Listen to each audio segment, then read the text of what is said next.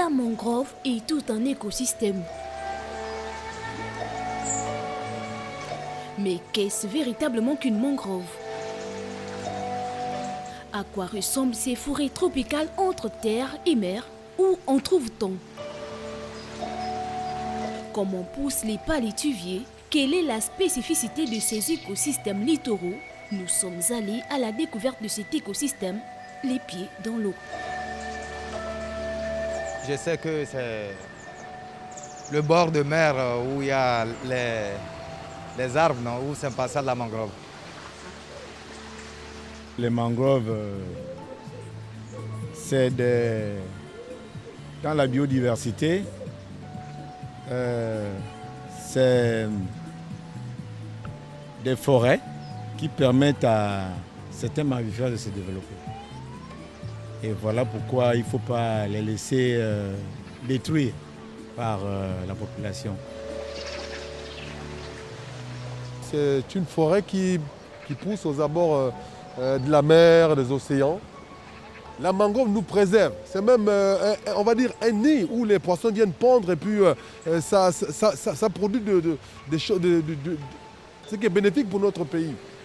Couper la mangrove, l'exploiter, c'est vraiment déconseillé et que les autorités compétentes prennent des mesures strictes par rapport à ça.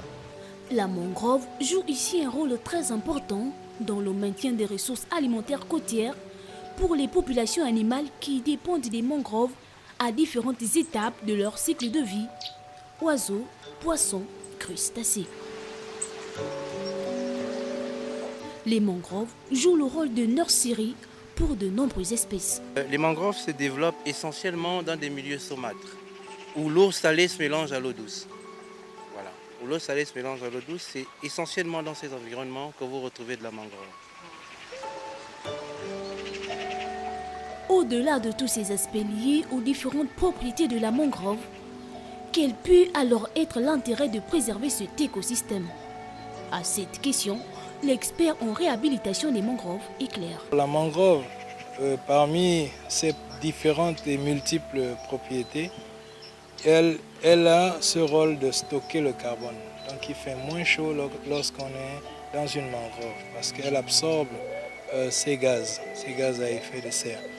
La deuxième propriété de la mangrove, elle sert de nourrice. Donc il y a des poissons qui grandissent en haute mer et même des poissons migrateurs viennent se reproduire dans la mangrove. Si l'on n'a pas de mangrove, l'on est peut-être voué à plusieurs risques, tels le taux de chaleur très élevé, l'apparition des cyclones, carence en produits halieutiques. Parce que le manque de connaissances participe à la destruction de ces mangroves, être pour leur préservation est donc plus qu'un geste écologique, c'est sauver une région, sinon toute une planète.